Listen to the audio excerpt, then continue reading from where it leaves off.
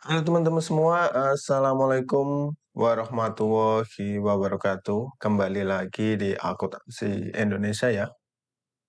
Kali ini kita akan mencoba membahas tentang sebuah dasar akuntansi, di mana apa sih keperluan dari sebuah akuntansi.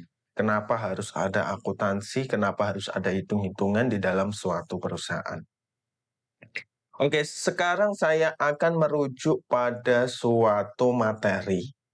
Materi ini adalah berasal dari sebuah buku. Buku itu adalah buku yang, sebenarnya itu buku kayaknya buku panduan ya, cuma saya pinjem lah, saya pinjem, eee, ini adalah buku materi yang disajikan oleh ini, Margo Saptowinarko Prasetyo dan Endang Wulansari SEMM AKCA, pengantar akuntansi nih. Silakan coba cari bukunya dan orangnya adalah orang-orang yang memang sudah ahli di bidangnya, seperti itu. Oke, kali ini saya ingin menerangkan bahwa akuntansi itu memiliki, dua definisi, di mana definisi itu dirumuskan dari segi pengguna jasa dan juga kegiatan prosesnya. Saya bacakan seperti ini.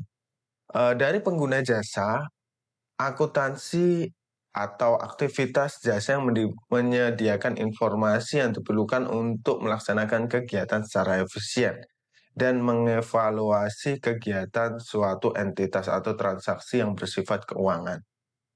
Kalau dari jasa pengguna akuntansi atau pengguna jasa akuntansi, pokoknya yang penting itu mereka menggunakan suatu data untuk menyalin informasi yang isinya terkait dengan rincian keuangan. Terus dari proses kegiatan, kalau kegiatan itu ada proses pencatatan, penggolongan, peringkasan, pelaporan, dan penganalisaan data suatu entitas. Oke, agak sedikit bingung ya. Saya ingin memperlihatkan proses yang ditunjukkan seperti ini. Nah, di sini ada identifikasi. Saya ingin menerangkan, identifikasi itu apa sih? Kalian pernah tahu nggak ketika kalian itu berbelanja? Berbelanja ketika kalian di situ ada yang namanya produk, dan produk ini ada barcode-nya. Nah, barcode ini di-scan kasir, terus nanti langsung kalian membayar. Pernah nggak lihat seperti itu? Nah, ini adalah proses identifikasi transaksi, teman-teman. Yang di dalamnya ini ada proses pengeluaran dari gudang, gudang out, yang masuk apa? Yang masuk kas. Nah, ini adalah proses transaksi. Nah, setelah si para kasir ini menginput atau meng-enter data, ketika dia di-enter misalnya, set enter, otomatis dia akan melakukan pencatatan. Dia mencatat, menggolongkan, dan juga mengikhtisarkan. Karena di dalam sistem komputer sudah ada yang namanya database. Database apa? Database kalau gudang masuknya ke bagian mana, kalau barangnya ini kodenya apa, itu masuknya di bagian apa, itu sudah masuk. Biasanya kan ada ya yang namanya kas, misalnya. Itu dengan kode misalnya 1000101 misalnya. Terus nanti ada gudang.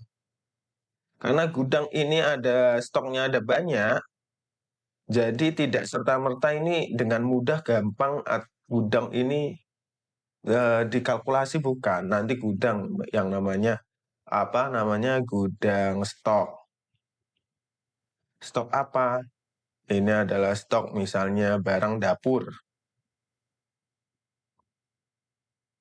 Nah, misalnya ini dengan kode 5, barang dapur dengan kode 1.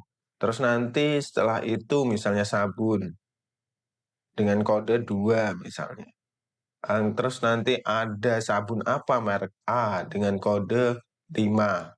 Berarti kode yang dipakai adalah 5125.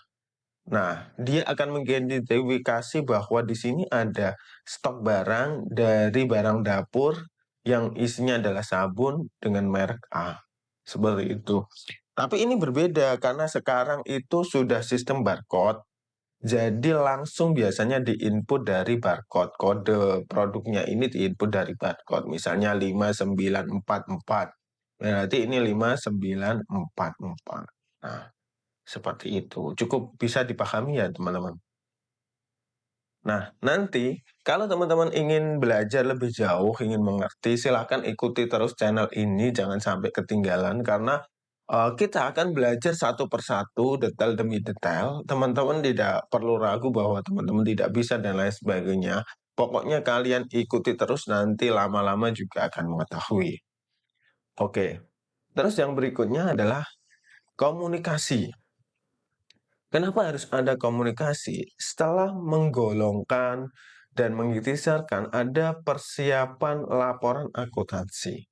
Nah, siapa yang menyiapkan laporan akuntansi? Ya, bagian keuangan,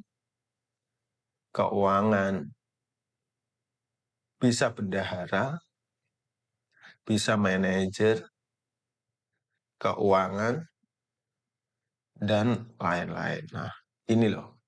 Kalian bisa berkomunikasi dengan bagian-bagian itu yang terkait dengan keuangan. Walaupun nanti penyajiannya mereka tidak menggunakan, penyajiannya bisa digunakan oleh pemilik, oleh CEO, manajer, dan lain-lain. Oke, seperti itu. Terus di sini setelah mempersiapkan laporan keuangan, itu masuk ke dalam analisis atau mengimplementasikan untuk pengguna. Oke, bahwa di dalam yang namanya keuangan, laporan keuangan itu kita akan menyajikan laporan minimal ada 5. 5 apa saja? 5 itu yang pertama adalah laba rugi. Tidak mungkinlah yang namanya seorang pemilik perusahaan melihat perusahaannya rugi, tidak mungkin. Karena dia akan menentukan sebuah strategi untuk berbagai tindakan yang perlu dia lakukan. Misal di sini untungnya 500.000. Padahal targetnya dia untungnya 2 juta. Maka apa yang perlu ditindaklanjuti? Nah, ini diambil dari analisis keuangan. Analisis keuangan biasanya akan melihat data pembelian atau kulaan atau HPP-nya itu berapa. Terus nanti operasionalnya berapa. Terus nanti untuk bayar lain-lain dan lain-lain sebagian besar itu dihabiskan di mana. Mana yang efisien dan mana yang tidak efisien. Nah, ini biasanya dianalisis oleh penganalisis keuangan. Bisa CEO, bisa kepala divisi, bisa leader, dan lain sebagainya. Nah, terus setelah laba rugi biasanya akan melihat neraca. Nah, ada 2 kan, laba rugi dan neraca. Ini adalah hal yang penting dan ada 3 lagi. Yang 3 apa nanti mungkin akan kita jelaskan di next video. Pokoknya tonton terus channel ini, silakan di-subscribe kalau belum subscribe, di-follow kalau belum follow. Nah, kita akan belajar bareng satu persatu untuk memecahkannya. Nah, neraca ini berisi tentang aset, teman-teman. Aset itu seperti apa sih? Oke, nanti next time kita akan menjelaskan. Pokoknya kita akan belajar memperdalam tentang akuntansi. Silakan di-follow dan jangan lupa di-subscribe. Sampai jumpa di video selanjutnya. Wassalamualaikum warahmatullahi wabarakatuh.